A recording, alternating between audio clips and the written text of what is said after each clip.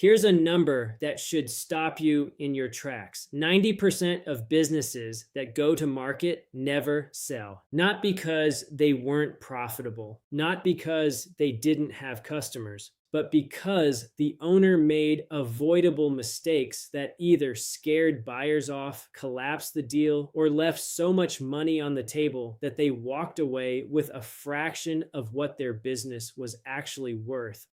I've been in this industry for years. I've seen what happens when business owners try to navigate this process without knowing the rules of the game. And every single time, it comes down to the same 5 mistakes. Today, I'm going to walk you through all 5 in detail with exactly what to do instead. If you're thinking about selling your business in the next 6 months, 2 years, or even 5 years, this video could be the most valuable 10 minutes you spend. Hi, I'm Nolan Baum, and I specialize in selling businesses for top dollar. In these videos, I pull back the curtain and give you the industry secrets that most business owners never hear until it's too late. So let's dive into it. Mistake number 1, going to market with messy, inconsistent, or unorganized financials. I'm going to be direct with you. This is the fastest way to lose a buyer's trust. And once that trust is gone, it's almost impossible to get it back. Here's why this matters.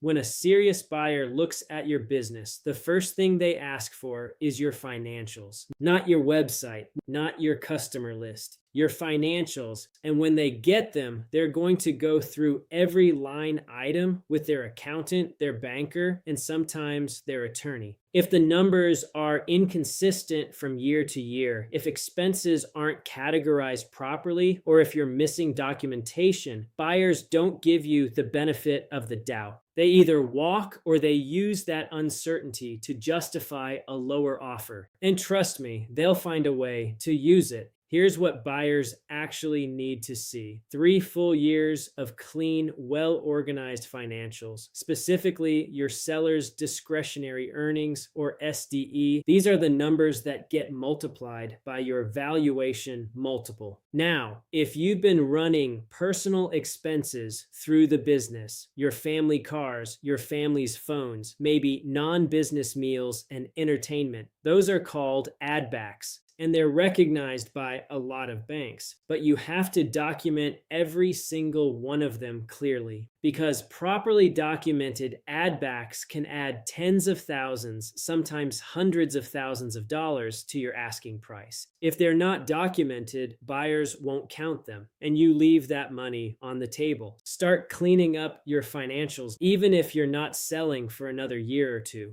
The earlier you do it, the stronger your position. Mistake number 2, the business can't run without you. This is the single biggest deal killer I see across the board, and it surprises almost every business owner I sit down with because they think their personal involvement is a strength. It's not. It's a liability. Think about it from the buyer's perspective. Buyers are hoping to work on the business, not in the business. They're not buying the privilege of working 60 hours a week. They're buying a system, a machine that generates income, preferably without requiring them to be there every single day. If your business depends on your personal relationships, your specific expertise, or your day-to-day presence to function, a buyer is going to discount that business significantly. Some buyers won't even make an offer. I had a client, great business, strong revenue, loyal customer base, but every major client relationship ran through him personally. When buyers found out, they started asking hard questions.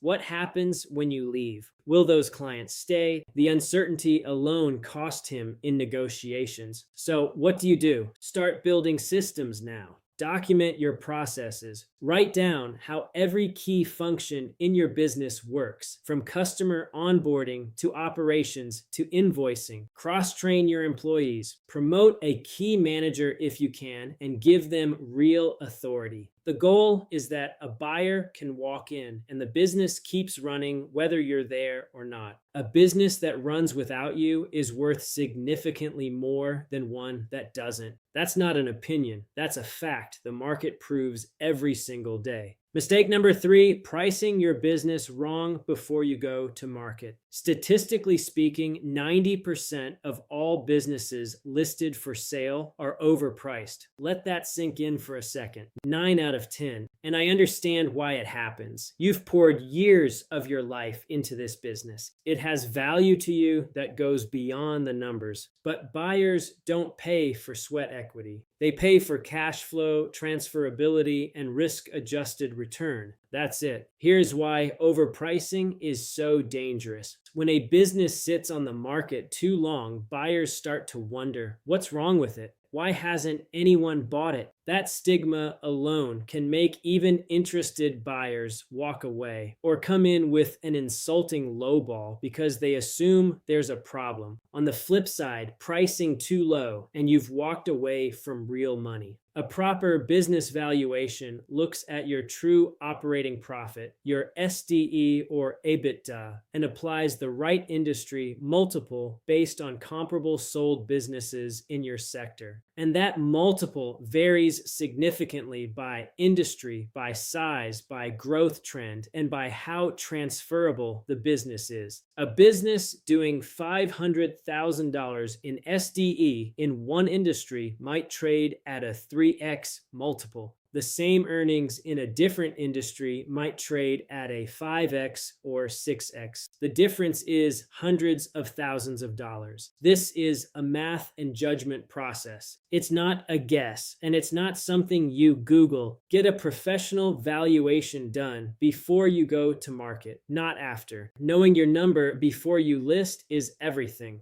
Real quick, if you're watching this and wondering what your business might actually be worth right now, I offer a free consultation. No pressure, no pitch, just a real conversation about where your business stands and what it would take to sell it for top dollar. The link is in the description. Go ahead and schedule. It's free and it might be the most valuable call you make this year. Now let's keep going. Mistake number 4, failing to maintain confidentiality throughout the sale process. This one surprises almost every business owner I work with. And I get it. When most people think about selling something, they think about marketing it, spreading the word, getting as many eyeballs on it as possible. That works perfectly when you're selling a house. It's the exact opposite of what you should do when you're selling a business. Here's why. If your employees find out the business is for sale, the best ones, the ones who have options, will start looking for other jobs immediately. They're not going to wait around to see what happens. And when buyers find out your key people are leaving, the deal often falls apart.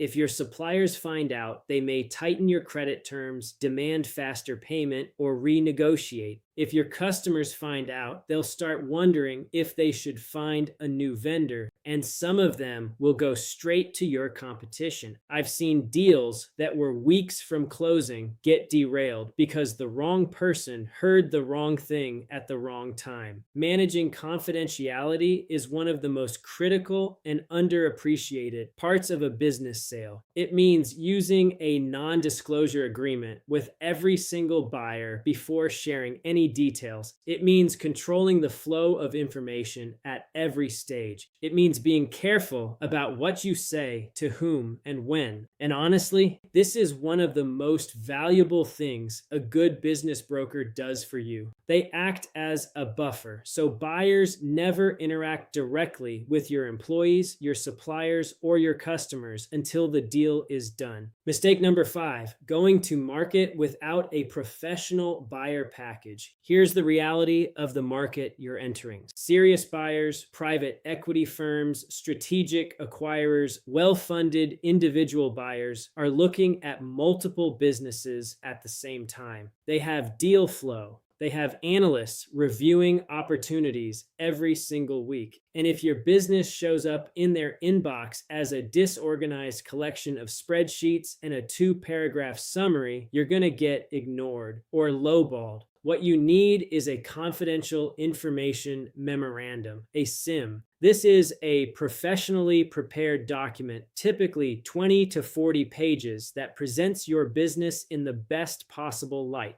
It covers your financial performance, your operations, your team, your competitive advantages, your customer base, your growth story, and the opportunity a buyer is getting when they acquire your business. Think of the CIM as your business's sales pitch. It's the difference between walking into a negotiation dressed for success versus showing up unprepared.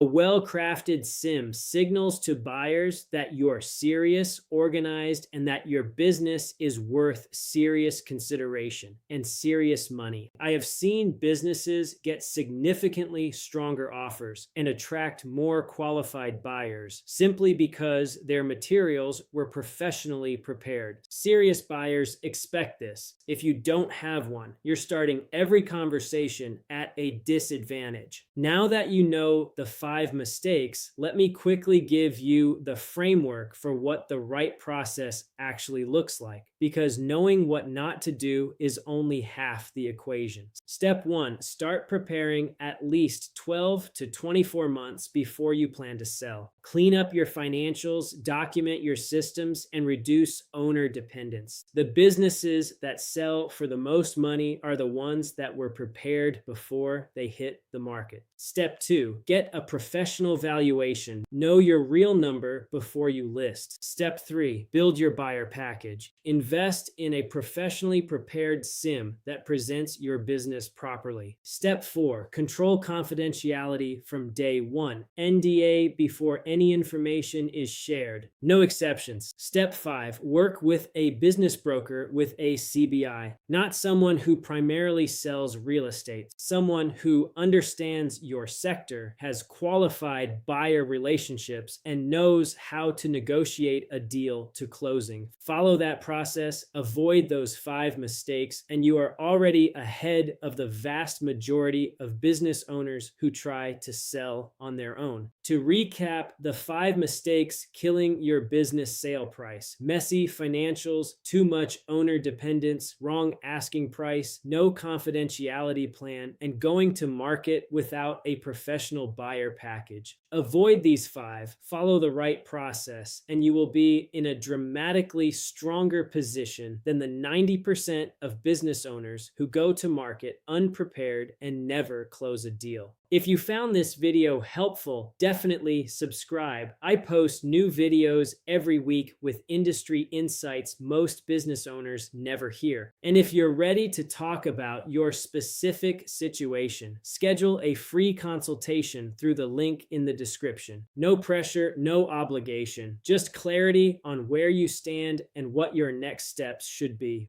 We'll see you in the next video.